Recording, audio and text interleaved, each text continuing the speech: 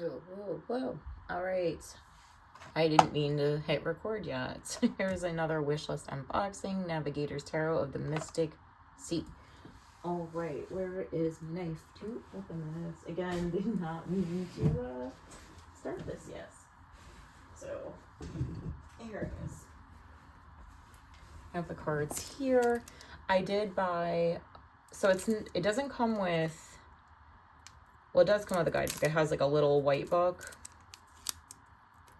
But I bought a book that's a big book that the author put out separately. I said author, the creator, published by Julia Turk. I believe she created and did the art for it. Please correct me if I'm incorrect. Okay.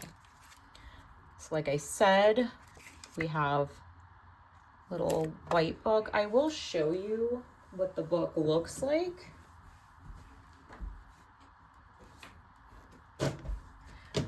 So I bought, the only place that I could find the big book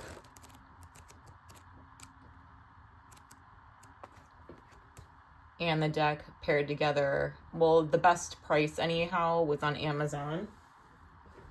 And when I read reviews, I kept reading that you'd be missing out more or less if you did not get the big book as well. So, okay, so these are sticky right now. Hold on. That does happen with gloss decks.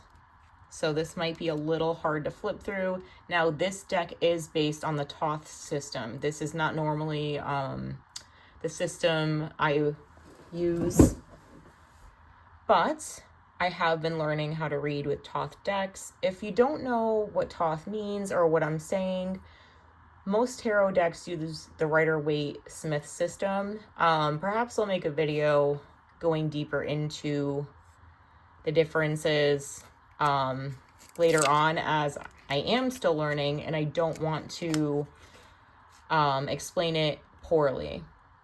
So we're going to have a little bit of this reflect, right?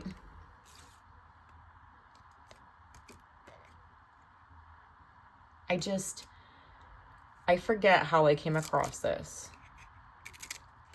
But I mean, if you can't tell from decks, from my wish list unboxings, I love me a weird deck. I just love them. This does not disappoint. So as you can hear, the cards are sticking a bit. That is not terribly uncommon with glossy decks. It does, you just have to shuffle it a bit, and then, yeah, you're fine. You're good to go after. This is so interesting. I like the duality here too. I can't wait to read what all of this means. This is going to be more of a flip through than anything. This is interesting as well. Hold on, I'm going to hold this to my face. I want to know what's going on over here so much.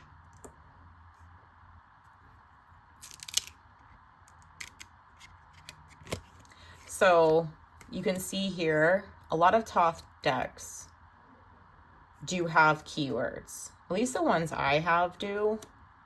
I'm pretty sure it is a common thing. I do have the original Thoth deck that Aleister Crowley published. I always said I would never get it because, I mean, if you know anything about Aleister Crowley, not exactly the most stand-up human being, but I really wanted to learn the system, and when I learned the Rider-Waite system, I can't speak, I found that it was best to learn with the original, right? And that's kind of the logic I applied to learning the Thoth system.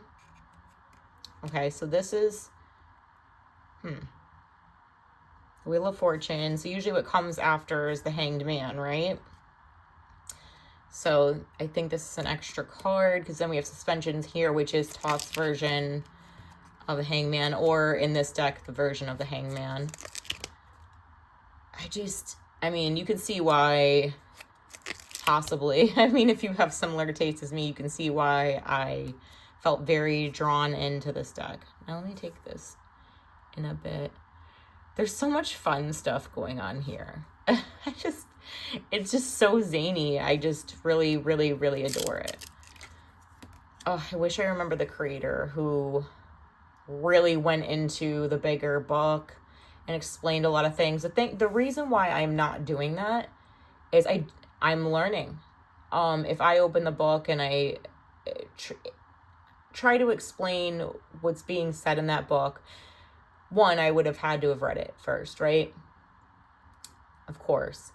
Also, it would just take me so much time.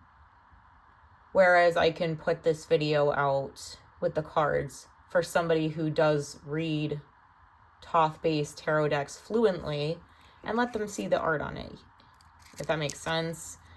I've been really, ooh, I love this. Like, there's so much going on, but I love it.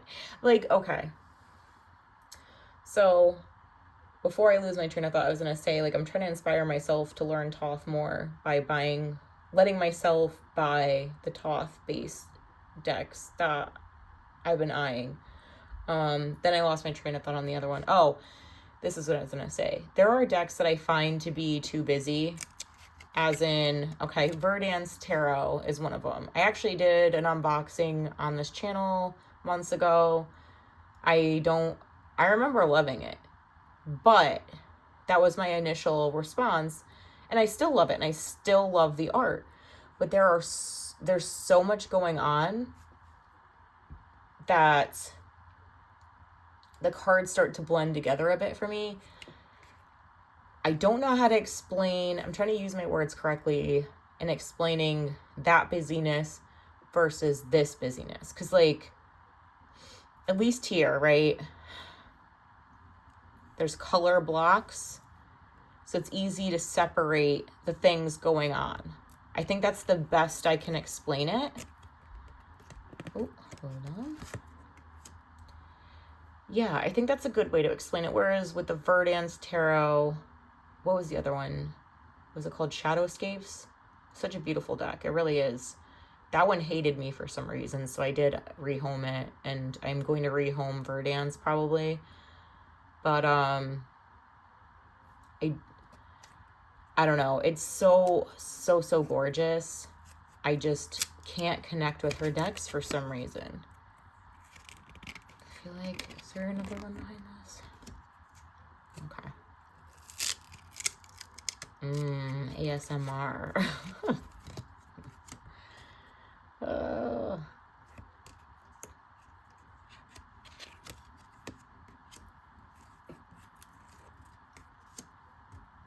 Ooh, that is such an interesting Ten of Swords. Wow. I really like this. I was so afraid when I got this deck that, because I was loving it online, and I was like, I really hope this isn't a deck that I love online and then I get it and I'm just not feeling it as much, and that is not the case. Excuse me. I've had a tickle in my throat all day. Hope I'm not getting sick. I feel like, yeah, I'm missing 5. So I may have accidentally skipped a few cards. It'll take a while for these to unstick. So I don't mind when glossy decks stick at first because it always ends up being a temporary thing. The only card finish I cannot get used to is the soft matte or a rose petal finish matte, where it feels like buttery. And so, like, listen, it feels like a dream, right? But they just, no matter how much you shuffle, and yes, I know there's a remedy, there's like things people have concocted to make them shuffle better. I'm not doing all that. But at least with these glossy decks that stick together, it's temporary.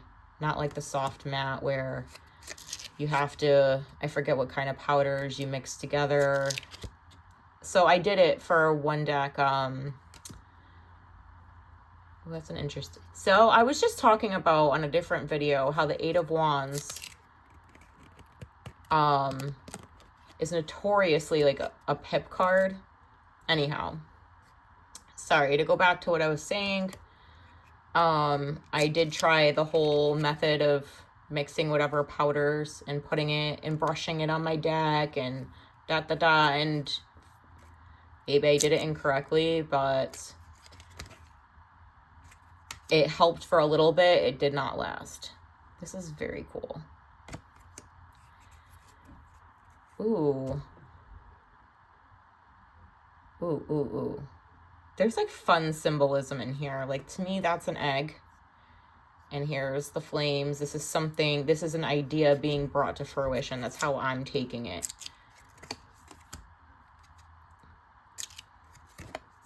And I like that I'm not sure if these are supposed to be people or humanoids or what they're supposed to be.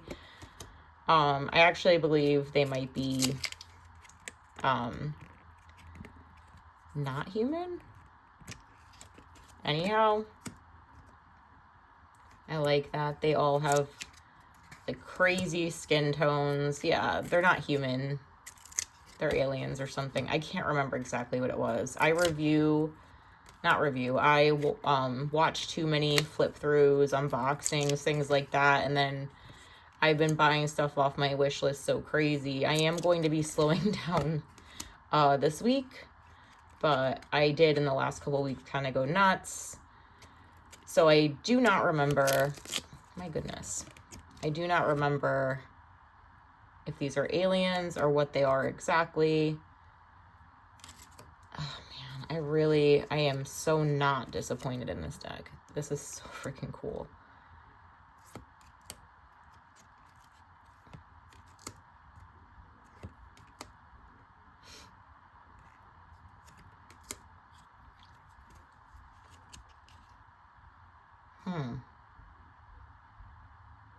Okay.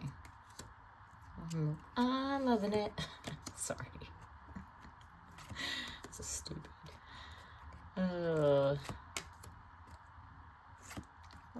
What a fun, quirky little deck.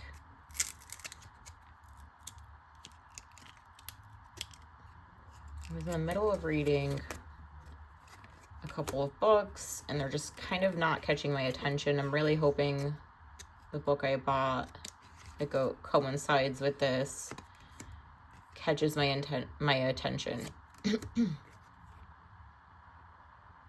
Interesting.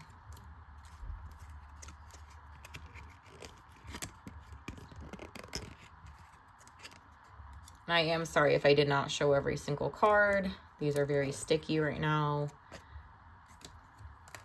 But this was so fun to look at. I'm really happy I got this. I figured I'd share it. I didn't see a ton of flip throughs. So I figured while I'm filming for the Tabby Carta nominations, I can also show decks that I've bought for myself aside from that. If you could like, comment, and or subscribe, that'd be really cool, but no pressure.